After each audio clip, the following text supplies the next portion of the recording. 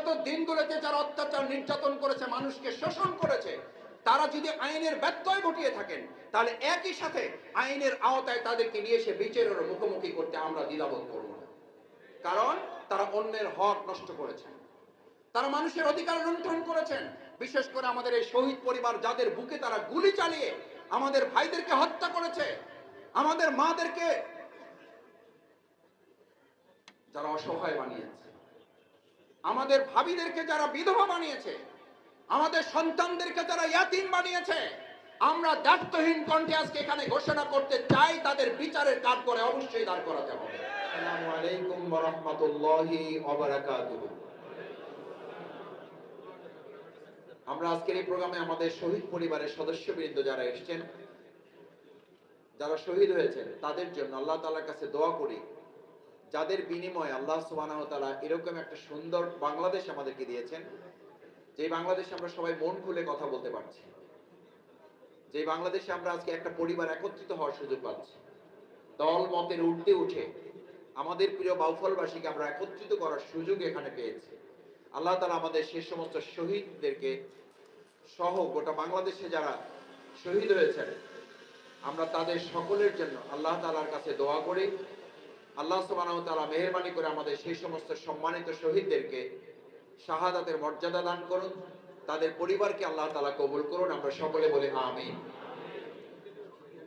সম্মানিত বাউফলবাসী, আমার একান্ত শ্রদ্ধাভাজন সুধী মণ্ডলী, আমাদের সম্মানিত গুণীজন, আমাদের আগামী দিনের উজ্জ্বল বাংলাদেশ বিনির্মাণের প্রাণপ্রিয় শিক্ষার্থী এবং তাদের সাথে অভিভাবকবৃন্দ, সম্মানিত শিক্ষক মণ্ডলী, আপনারা জানেন যে আমাদের এই প্রিয় বাউফল 2024 সালে জুলাই এবং আগস্টে 6 জন ভাই শহীদ হওয়ার পাশাপাশি প্রায় 2 শতাধিক ভাইরে বিভিন্নভাবে আহত এবং পঙ্গু হয়ে এখনো অনেকে হাসপাতালে চিকিৎসাধীন অবস্থায় আছেন। কেউ সিএমএইচে আছেন, কেউ ঢাকা মেডিকেলে আছেন, কেউ পিজিতে আছেন, কেউ সিআরপিতে আছেন, কেউ পঙ্গু হাসপাতালে আছেন। আমরা আজকের এই সুন্দর আয়োজনে হয়তো সেই সমস্ত ভাইয়েরা এখানে উপস্থিত হতো যদি শারীরিকভাবে তাদের সক্ষমতা থাকত। আমাদের হৃদয়টা তাদের জন্য উজাড় করে দিচ্ছি, আমাদের সমস্ত ভালোবাসা আবেগ তাদের জন্য পেশ করছি, আমাদের সমস্ত মন থেকে দোয়া করছি তাদের জন্য। আল্লাহ যে ভাইদের হাতের বিনিময়, পায়ের বিনিময়, চোখের বিনিময়, আপনারা জানেন আমাদের এখানে তিনি উপস্থিত আছেন, তার কলিজার টুকরা সন্তান সিআরপিতে ভর্তি, চেষ্টা করা হচ্ছে, বর্তমান সরকার চেষ্টা করছে তাকে উন্নত চিকিৎসার জন্য দেশে বাইরে পাঠানোর জন্য। তার শরীরের অর্ধেক ইতিমধ্যে প্রায় প্যারালাইজ হওয়ার মতো। এরকম অসংখ্য তরুণ এবং যুবক শ্রমিকদের প্রায় 2 শতাধিক ভাইয়েরা বাউফলই আছেন, যারা বাড়িতে চিকিৎসা নিচ্ছেন, যারা ঢাকায় চিকিৎসা নিচ্ছেন। আমরা সবাই মিলে যাদের পাশে দাঁড়াবার চেষ্টা করেছি, আমাদের সেই সমস্ত সম্মানিত এবং প্রাণপ্রিয় আহত পঙ্গুত্ব বরণকারী চিকিৎসাধীন ভাইদের জন্য হৃদয় থেকে দোয়া করছি। আল্লাহ, আমাদের যেহেতু সুন্দর একটা বাংলাদেশ আপনি দিয়েছেন, কিছু ভাইয়েরা জীবন দিয়েছে, আজকে আমরা এখানে যারা আছেন, যারা আসতে পারেন না, আমাদের যে সমস্ত অসুস্থ আহত এবং পঙ্গুত্ব বরণকারী ভাইয়েরা, আপনি আপনার গায়েবী মদত দিয়ে, আপনার চিকিৎসার সমস্ত আয়োজন দিয়ে সেই সমস্ত আহত পঙ্গুত্ব বরণকারী অসুস্থ ভাইদের আপনি সুস্থতা দিয়ে তাদের পরিবারের কাছে, আমাদের প্রিয় বাউফলের পরিবারের কাছে তারা যেন ফিরে আসতে পারে, সেই তৌফিক আল্লাহর কামনা করছি। আমরা সকলে বলি আমিন। সম্মানিত সুধী মণ্ডলী, আমাদের এই প্রিয় বাউফল, আমরা রাজনৈতিক দল এবং মতের ঊর্ধ্বে উঠে ভালোবাসার একটা বন্ধনে এটাকে একটা পরিবারে পরিণত করার চেষ্টা করেছি। আজকের যে আয়োজন, এই আয়োজনের মূল উদ্দেশ্যই হচ্ছে আমাদের প্রিয় বাউফল আমরা সবাই মিলে একটি পরিবার। এই সম্মিলিত পরিবারে কোন রকম দল মত বিশ্বাস আদর্শ চিন্তার বিভ্রান্তির জাতাকলে যেন আমাদেরকে কেউ বিচ্ছিন্ন এবং আলাদা করতে না পারে, তার লক্ষ্যে আমরা আজকে এখানে গুণীজন, কৃতি এবং আমাদের সম্মানিত শহীদ পরিবারের সদস্যবৃন্দ যারা, তাদেরকে সম্মানিত করা আসলে আমাদের পক্ষে সম্ভব নয়। আজকের প্রোগ্রামে সম্মানিত মাননীয় ধর্ম বিষয়ক উপদেষ্টা ডক্টর আফামা খালিদ হোসেন, তিনি মেহরবানি করে আমাদের প্রোগ্রামে উপস্থিত হওয়ার জন্য সদা সম্মতি জ্ঞাপন করেছেন, আর কিছুক্ষণের মধ্যেই তিনি আমাদের মাঝে এসে উপস্থিত হবেন। সম্মানিত সুধী মণ্ডলী, আমরা আজকে আমাদের এই শহীদ পরিবার, কৃতি শিক্ষার্থী এবং আমাদের বাউফলের সম্মানিত গুণীজন যারা, আমরা তাদেরকে সম্মানিত করার চেষ্টা করছি শুধু এই কারণে নয় যে তারা আমাদের এই সম্মানের জন্য তারা কাজ করেছেন। আমরা তাদেরকে সম্মানিত করার চেষ্টা করছি এই কারণে যে বিগত 15 বছর আমাদের শুধু বাউফলে নয়, গোটা বাংলাদেশে গুণীজনকে বঞ্চিত করা হয়েছে।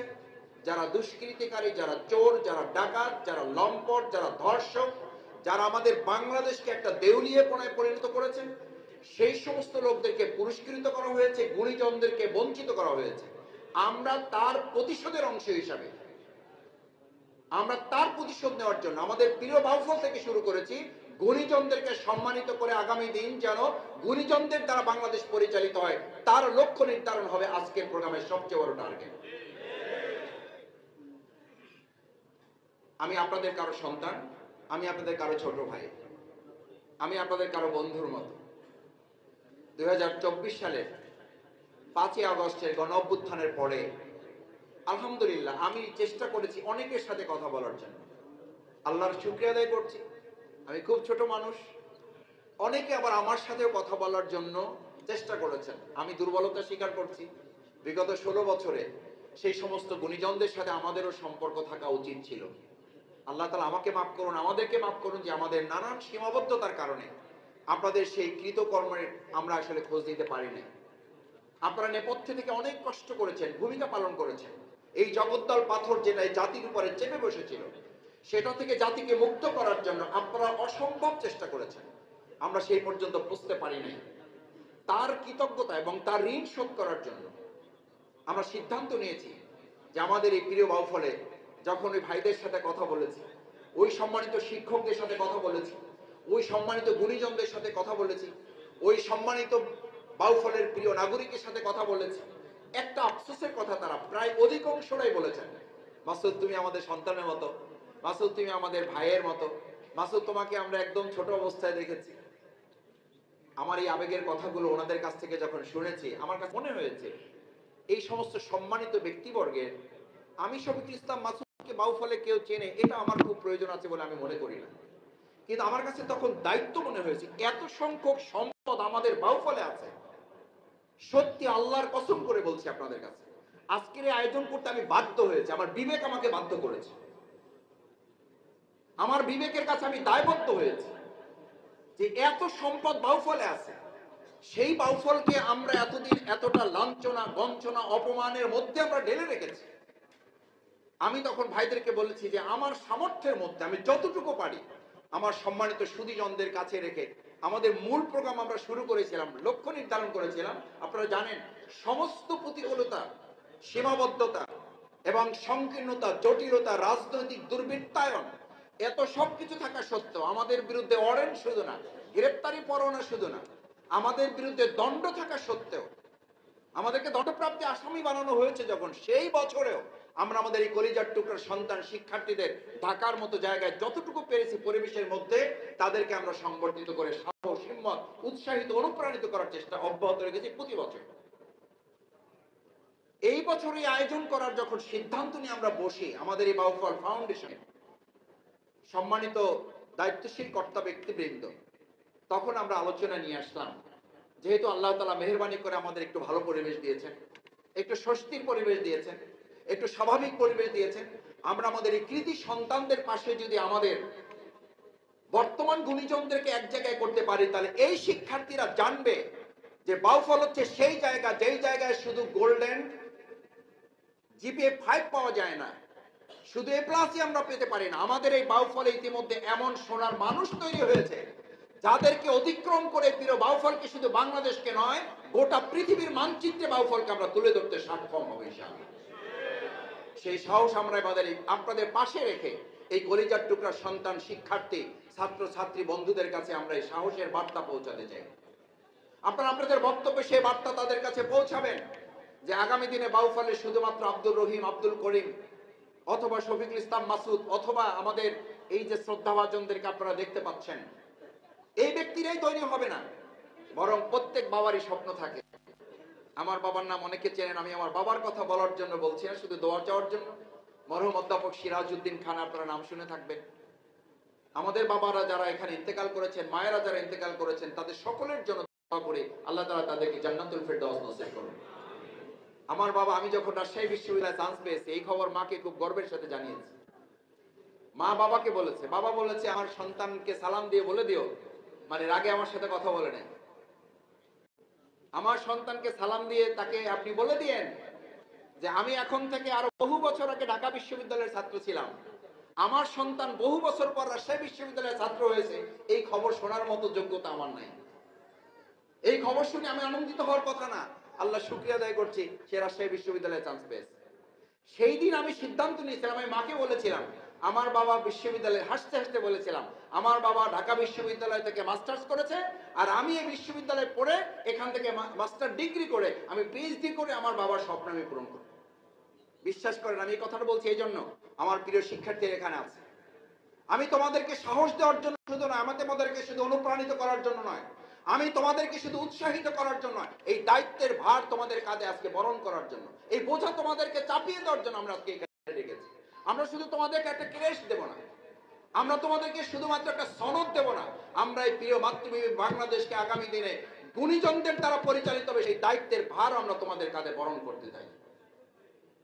সেই দায়িত্বের ভার আজকে গুণীজনেরা তোমাদের কাঁধে অর্পণ করবেন, যে বাবা যদি ঢাকা বিশ্ববিদ্যালয় থেকে মাস্টার্স করে, সন্তান পিএইচডি করবে, যদি সন্তান পিএইচডি করে, তার সন্তান ওরকম একটা বিশ্ববিদ্যালয় পরিচালনার দায়িত্ব নিয়ে সে আগামী দিনে পথ চলা শুরু করবে। সেটা হচ্ছে আজকের এই গুণীজন সংবর্ধনার মূল লক্ষ্য। আমরা এখানে শুধুমাত্র কারো প্রশংসা করার জন্য ডাকিনি। আলহামদুলিল্লাহ, আপনারা প্রত্যেকে প্রত্যেকের জায়গায় সম্মানিত মানুষ, আপনারা প্রত্যেকে প্রত্যেকের জায়গায় মর্যাদাবান মানুষ, এবং আমরা এই শুধুমাত্র কয়েকজন ব্যক্তি নয়, আমাদের পুরো বাউফলের 4.5 লক্ষ মানুষকে আগামী দিনে আমরা সংবর্ধিত এবং সম্মানিত করতে চাই। কারণ আমাদের এই বিগত 16-17টা বছর বাউফলবাসীর সবচেয়ে বড় আক্ষেপ ছিল, আমরা কারো কাছে খাইতেও চাই না, আমরা কারো কাছে পড়তেও চাই না, আমরা একটু সম্মান এবং মর্যাদা নিয়ে বাঁচতে চাই। কিন্তু অত্যন্ত দুর্ভাগ্যের ব্যাপার, মসজিদের মুয়াজ্জিন থেকে শুরু করে স্কুলের একজন পিয়ন পর্যন্ত কথায় কথায় শুধুমাত্র রাজনৈতিক এবং আদর্শের বিভাজনের ভিত্তিতে তাদেরকে লাঞ্ছিত অপমানিত করে শুধুমাত্র স্কুল কিংবা কলেজ কিংবা মাদ্রাসা কিংবা মসজিদ থেকে বের করা হয় নাই, গোটা বাউফল ছাড়া করতে তাকে বাধ্য করা হয়েছে। চোর, ডাকাত, বদমাশ, গুন্ডা, লুটেরা, তাদেরকে দিয়ে বাউফল পরিচালনা করার সিদ্ধান্তের অংশ হিসেবে আমাদের এই সমস্ত গুণীজনরা এতদিন মুখ কামড়ে আটকে পড়েছিল, তাদের তীব্র যন্ত্রণা, তাদের মধ্যে কষ্টগুলো আজকে আমরা এখানে উদ্ভাসিত করতে চাই, যেন তারা একটু হালকা হতে পারেন। আমাদের এই শহীদেরা যে সুন্দর বাংলাদেশ বিনির্মাণ করেছেন, আমাদের এই যে নতুন স্বাধীন বাংলাদেশ তারা তৈরি করেছেন, এই নতুন বিনির্মিত বাংলাদেশে আমাদের এই সম্মানিত গুণীজনরা, আমাদের সামনে বছর সম্মানিত সুধীজনরা যেন একটু মন খুলে কথা বলে আমাদের এই বাংলাদেশের শহীদদের ঋণ শোধ করার জন্য তারা সিদ্ধান্ত নিতে পারেন। সম্মানিত সুধী মণ্ডলী, আমি আপনাদের কাছে অনুরোধ করব, আমাদের আয়োজনে ইতিমধ্যেই যদি চেয়ার আমরা শেষ পর্যন্ত নাও দিতে পারি, আল্লাহর রাস্তায় আমাদেরকে আপনারা ক্ষমা সুন্দর দৃষ্টিতে দেখবেন। আমাকে বারবার বলা হয়েছিল উপস্থিতি আসলে আজকে স্যাটারডে কেমন হবে, আমি বলেছি আলহামদুলিল্লাহ, বাউফলে আমরা যখন খুব ক্রিটিক্যাল সিচুয়েশনে, আমাদের ডিআইজি মহোদয়ের কাছে আমরা খুবই কৃতজ্ঞ। আপনারা জানেন মুক্তিযোদ্ধা পরিবার শুধু না, তিনি নিজে একজন মুক্তিযোদ্ধা এবং মুক্তিযোদ্ধার কমান্ডার তিনি। আমরা যখন খুব দুর্যোগের মধ্যে প্রোগ্রাম করেছি, আমাকে অনেকে জিজ্ঞেস করতে উনি কি আসবেন, আমি বললাম হ্যাঁ উনি আসবেন। উনি আসবেন কেন আসবেন? উনি আসবেন ওই দুর্যোগে এরকম একজন পুলিশের গুরুত্বপূর্ণ দায়িত্ব পালন করা লোক যখন পুলিশ আমাদেরকে খুঁজে বেড়ায়, উনি যখন আমাদের ডানে থাকতেন, বামে থাকতেন, সামনে থাকতেন, পিছনে থাকতেন, আমরা সাহস পেতাম। সেই দুর্যোগে, সেই ক্রান্তিকালেও আমরা আমাদের ডিআইজি মুক্তিযোদ্ধা আনোয়ার হোসেনের প্রতি আজকে বিশেষভাবে কৃতজ্ঞতা জ্ঞাপন করছি। ওই দুর্দিনে, ওই ক্রান্তিকালে আমাকে পুলিশ প্রশাসন থেকে ফোন দেওয়া হতো, আমাকে মেসেজ দেওয়া হতো, আপনি ওনাকে প্রোগ্রামে কেন নিয়েছেন? আমি বললাম আমি তো প্রোগ্রামে ওনাকে নেইনি, আমি ওনাকে দাওয়াত করেছি, উনি প্রোগ্রামে থাকার সম্মতি জ্ঞাপন করেছেন। আলহামদুলিল্লাহ, এখানে এরকম অনেক সুধীজন আছেন, আমাদেরকে যখন পুলিশ খুঁজে বেড়াতো আর এই সমস্ত গুরুত্বপূর্ণ ব্যক্তিরা আমাদেরকে সাহস জুগিয়ে সামনের দিকে এগিয়ে নিয়ে যেত। এরকম একটা পরিবেশেও আমরা 100 লোককে দাওয়াত করলে আমাদের 200 লোক হয়ে যেত, 200 লোককে দাওয়াত করলে 500 লোক হয়ে যেত, 500 লোককে দাওয়াত করলে 1000 লোক উপস্থিত হয়ে যেত। সুতরাং আজকের পরিবেশে আপনারা যে একটা আনন্দ ঘন উৎসব মুখর পরিবেশে এখানে উপস্থিত হবেন, এই আস্থা বিশ্বাস আমাদের ছিল। সেজন্য যারা এসছেন, যদি একটু কষ্ট হয় আল্লাহর রাস্তায় আপনারা আমাদেরকে ক্ষমা সুন্দর দৃষ্টিতে দেখবেন। আজকে আমাদের 3টা উদ্দেশ্য, যারা সাধারণ বাউফলবাসী হিসাবে আমার সাথে, আমি আপনাদের সাথে, আমাদের মূল টার্গেট হচ্ছে 3টি। নাম্বার 1, আমাদের কৃতি শিক্ষার্থী তাদেরকে আমরা আগামী দিনের জন্য তৈরি করার উৎসাহ উদ্দীপনা দিয়ে একটা গাইডলাইন তাদেরকে দিতে চাই। নাম্বার 2, আমাদের সম্মানিত শহীদ পরিবার যাদের বিনিময়ে আজকের এই সুন্দর পরিবেশ, তাদেরকে আমরা একটু কৃতজ্ঞতার ঋণ শোধ করার অংশ হিসাবে তাদের পাশে পরিবারের সদস্য হওয়ার জন্য আমরা আগ্রহ প্রকাশ করছি। আমরা তাদের পরিবারের সদস্য হতে চাই। করে আমাদের এই প্রিয় বাউফল থেকে সম্মানিত কৃতি সন্তান যারা এই বাংলাদেশ বিনির্মাণে বিভিন্ন কর্নারে থেকে রাষ্ট্র তৈরিতে যারা সহযোগিতা করছেন, আমরা সেই সমস্ত শ্রদ্ধাভাজন গুণীজনদেরকে আজকে একটা সুন্দর পরিবেশে তাদের পাশে থেকে আগামী দিনে আল্লাহ তাআলা হায়াতে তৈয়বে দিয়ে আরো যেন তারা দেশ গড়ার কাজে ভূমিকা পালন করতে পারেন, সেজন্য আমরা তাদের দোয়া নিতে চাই। তাদেরকে আমরা একটু দোয়া করতে চাই যে আল্লাহ আমাদের সম্মানিত গুণীজন যারা এই সুন্দর বাংলাদেশ বিনির্মাণে বাউফলের কৃতি সন্তান হিসেবে ভূমিকা পালন করছেন, আল্লাহ যেন তাদেরকে উত্তর আরো সামনের দিকে এগিয়ে যাওয়ার তৌফিক দান করেন, আমরা সকলে বলি আমিন। সম্মানিত সুধী মণ্ডলী, আমি সবশেষ আপনাদের কাছে অনুরোধ করতে চাই, আসুন আমাদের প্রিয় বাউফল, এই বাউফলের উন্নয়ন অগ্রগতি সাধনে রাজনৈতিক বিবেচনায় নয়, একজন নাগরিক হিসাবে তাকে সম্মান এবং মর্যাদার আসনে তাকে আমরা আসীন করব। কে কোন দলের, কে কোন মতের, এটা বিবেচনায় না নিয়ে আমরা বিবেচনায় নিব তিনি সৎ কিনা, তিনি দেশপ্রেমিক কিনা, তিনি যোগ্য কিনা, তিনি আদর্শ মানুষ কিনা, তিনি বাউফলের নাগরিক কিনা, তিনি সম্মানিত হবেন। তিনি কোন ধর্মের, তিনি যদি ভিন্ন ধর্মেরও হয়ে থাকেন, যদি সৎ হয়ে থাকেন, তিনি যদি দেশপ্রেমিক হয়ে থাকেন, তিনি যদি আদর্শবান মানুষ হয়ে থাকেন, তাহলে তাকেও সাথে নিয়ে আমরা বাউফলকে গড়ে তুলব। কিন্তু একই সাথে এটা আমাদের মনে রাখতে হবে, যে দেশে দুষ্টের লালন হয় এবং শিষ্টের দমন হয়, সেই দেশ কখনো উন্নতির শিখরে অবস্থান করতে পারে না। বিগত দিনগুলোতে যারা অত্যাচার নির্যাতন করেছে, মানুষকে শোষণ করেছে, তারা যদি আইনের ব্যত্যয় ঘটিয়ে থাকেন, তাহলে একই সাথে আইনের আওতায় তাদেরকে নিয়ে এসে বিচারের মুখোমুখি করতে আমরা দ্বিধাবোধ করব না। কারণ তারা অন্যের হক নষ্ট করেছেন, তারা মানুষের অধিকার লুণ্ঠন করেছেন। বিশেষ করে আমাদের এই শহীদ পরিবার যাদের বুকে তারা গুলি চালিয়ে আমাদের ভাইদেরকে হত্যা করেছে, আমাদের মাদেরকে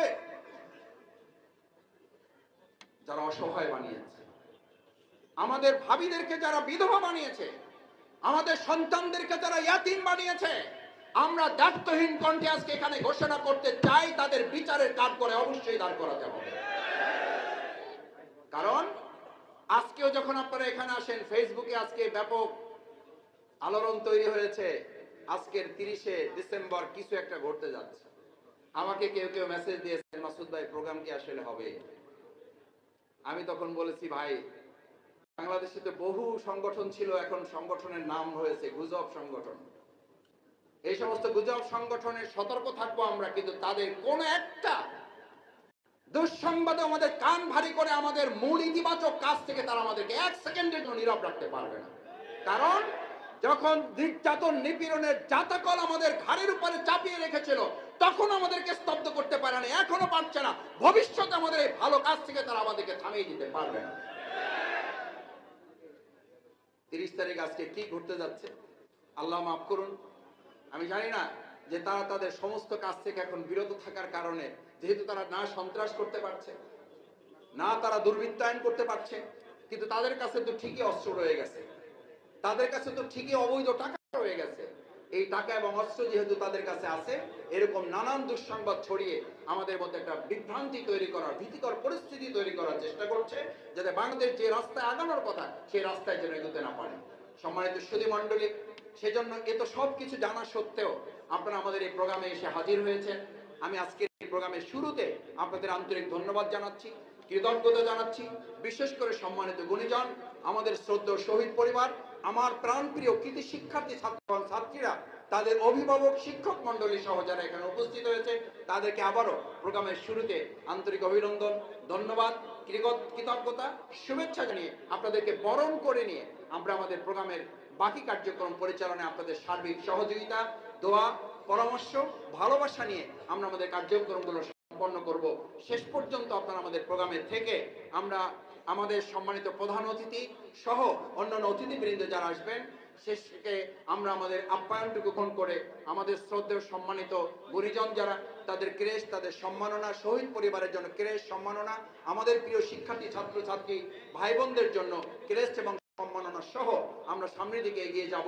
প্রোগ্রামটা যথাযথভাবে সম্পন্ন করার ক্ষেত্রে আপনাদের সামগ্রিক সহযোগিতা পাবো সেই প্রত্যাশা ব্যক্ত করে আবারও সবাই কাছে ধন্যবাদ এবং কৃতজ্ঞতা জানিয়ে যারা কষ্ট করে আমাদের প্রোগ্রামে হাজির হয়ে আজকের প্রোগ্রামকে সফল করার জন্য শুরু থেকে অবস্থান করছেন তাদের প্রতি আলাদাভাবে কৃতজ্ঞতা জানিয়ে আমি আমার কথা উদ্বোধনী বক্তব্য শেষ করছি।